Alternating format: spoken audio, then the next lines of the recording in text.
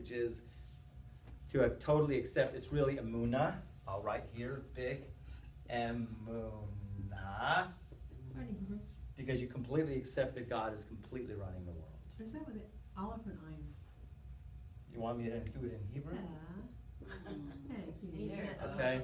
Emunah is Yosef, is that what you just said? No. No, it's Malchus was David. I mean, they're both emunah, it's just different types of emunah. They both have express emunah. Everybody's got emunah.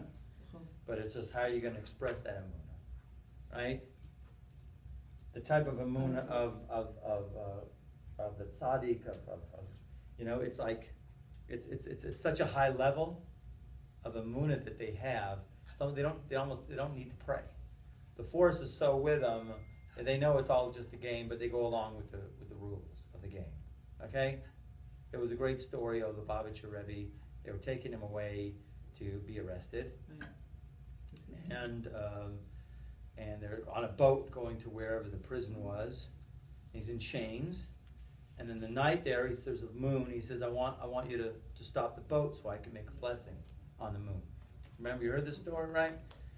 So the guy who's leading there's the guys who were rowing the boat, right? You can picture it now, the foggy night. And it's quiet evening. And the guy who's running the boat goes, no, I'm gonna stop.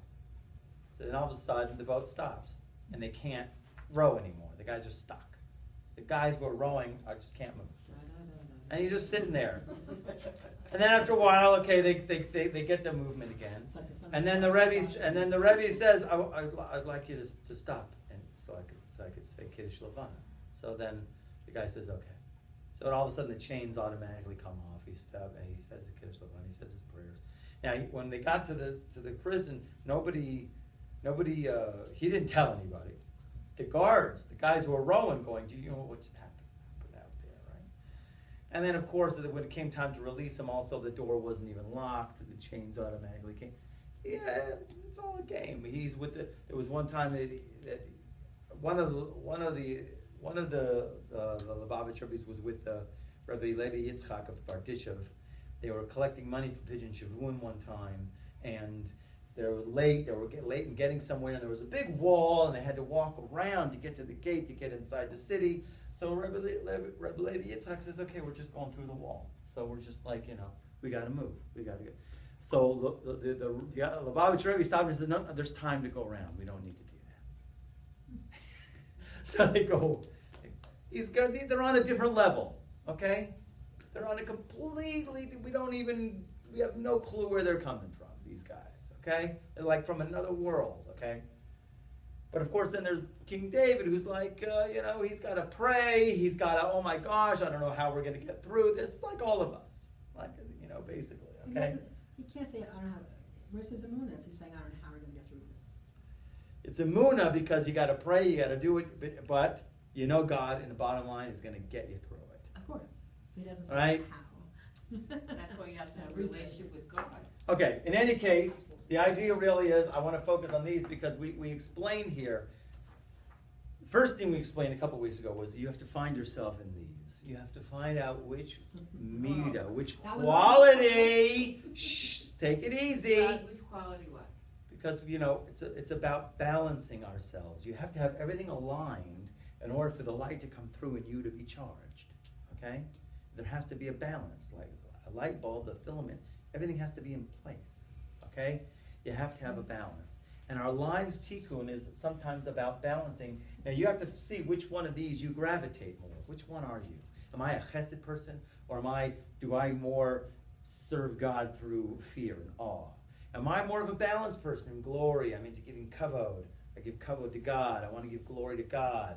That's like this. Am I more of a dominant person with people? I'm telling everybody advice, what they should be doing.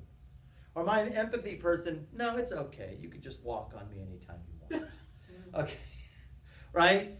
It's just okay. So I'm getting extreme here because sometimes you just have to understand what these qualities, the extreme part of these qualities do. Things like Rahmanas, that's not being a doormat. What, this? Hod? Hod is allowance. Hod is they coming to our own on Mount Sinai after 40 days going, we got to have a God.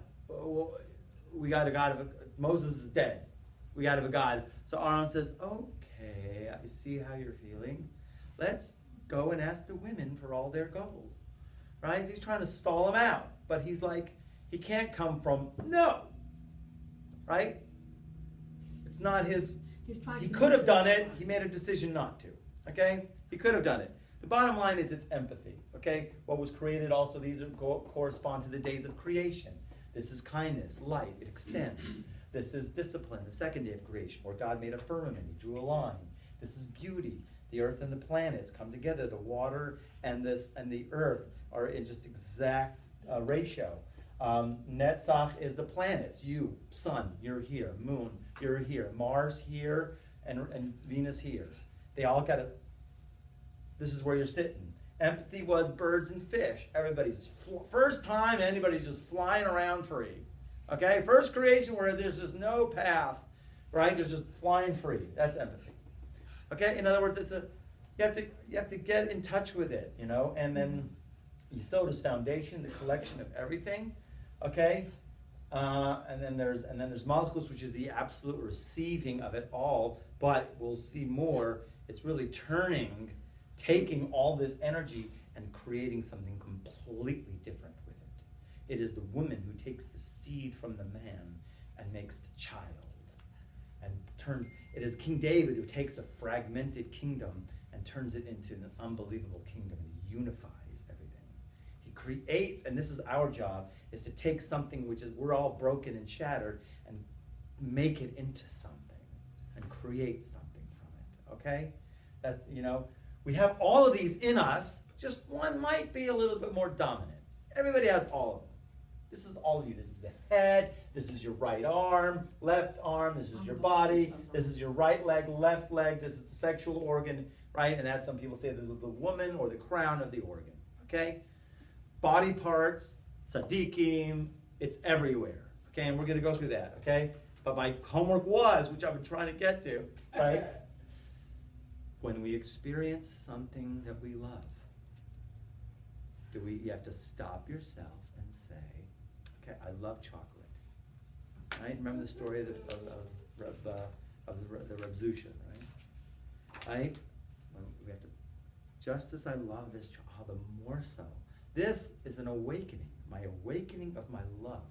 And for kids, grandkids, or whatever it is, the love that a person experiences, their dogs, whatever it is, that is just an awakening of this sefirot sent down to you from God in order for you to peel it off into a love, awakening to a love of God.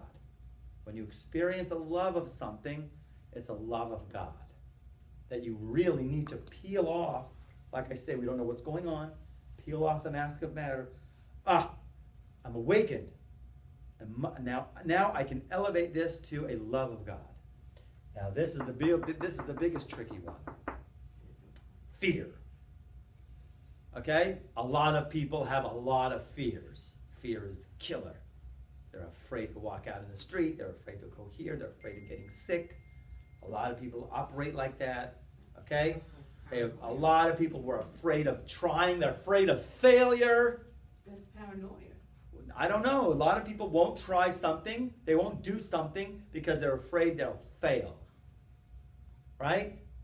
So those kind of fears, okay, it's a real fear. It's okay that the fact that you're feeling that way. God wants you to feel that way. But he wants you to take that same feeling and you got to plug it into this. Fear or awe of God. When I was driving home from Baltimore, did you turn the AC? I'm getting old. What? I'll turn it a little more. What'd you do? I just turned it lower, right? Hmm? I could say. Okay, keep it going then. It'll get cool I don't hear eventually. any kick in though. When this class is over. Yeah, it'll be like that in 2+ hours. Thank you very much.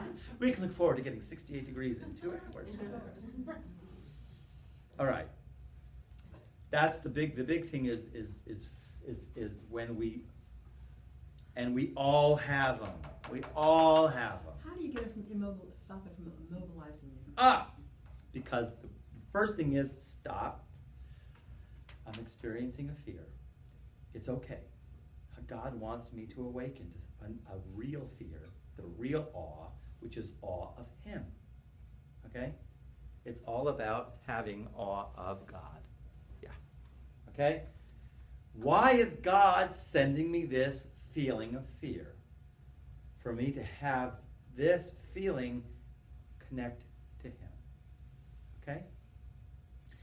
Glory, which is sefirot or beauty, same thing. If you feel that your dignity has been blemished, somebody is not giving you proper respect, right? There is an awakening here, right? And therefore, what it is you have to awaken to something. I'm telling you, this Shabbos morning, I don't even know if I can share it with you, but I could hardly daven in the morning because I was so bothered about something. But I finally came up with the realization, because I'm overcome with these feelings, that I wanted to tell this certain person that there's a boss. There's a boss. So, but what I do is I say I have to tell myself that there's a boss. So I told myself there's a boss. So in other words, I took bad feelings that I had about somebody else, that I wanted to tell them something, and I used that in terms of understanding my relationship with God. Yesh bala ba'it kan. There is a boss. Okay? When I did that, it took away a lot of the feelings. Okay? Dominance is a control freak. Okay? Either if you're experiencing that, or maybe you're one of them and nobody told you. Okay? Okay, but what it is you feel you're being controlled there, okay? You feel maybe out of control. Maybe that's a hod more. I'm not saying I have all these down, okay? But they need to be toyed with. But the bottom line is, and the main one that the Baal Shem Tov brings down is these two, which is love and fear. Okay? Now we got to go into phase 2, okay? Now that we've done that, I've got one of these. I'll keep one. I'll pass these out. I think I gave some of these out last time with your sheets. And maybe you have them, but maybe you didn't. Since you don't do homework, I'm sure you don't bring your materials to class either. Here. You too. Yeah. We're bad, we do that. It's okay. I know, right here, see? We are bad. See, you see, Rabbi. It's all good. It's all good. Okay. It is all good.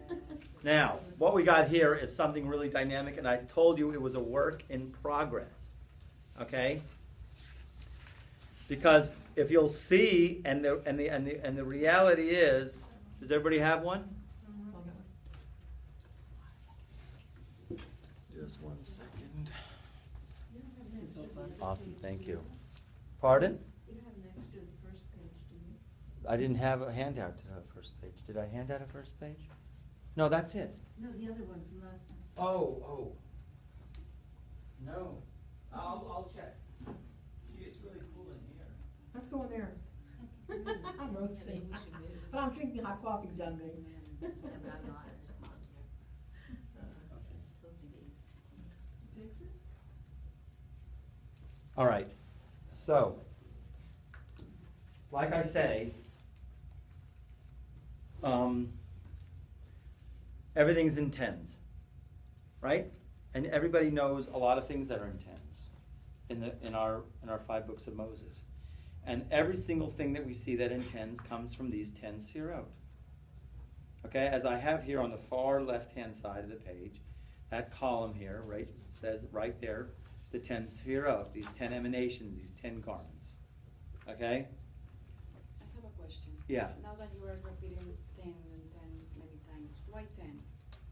Oh, so it brings down in Pirkei Avot that God created the world in 10 statements. Oh. Okay? And it says, well, he could have created it in one. Absolutely. He could have created it in one. Right? So why did he create it in 10? So the reason it brings down there is It's cool. it's getting cool. Yeah, I feel it. Yeah, I feel it, yeah. The reason why is in order to give exact punishment from the wicked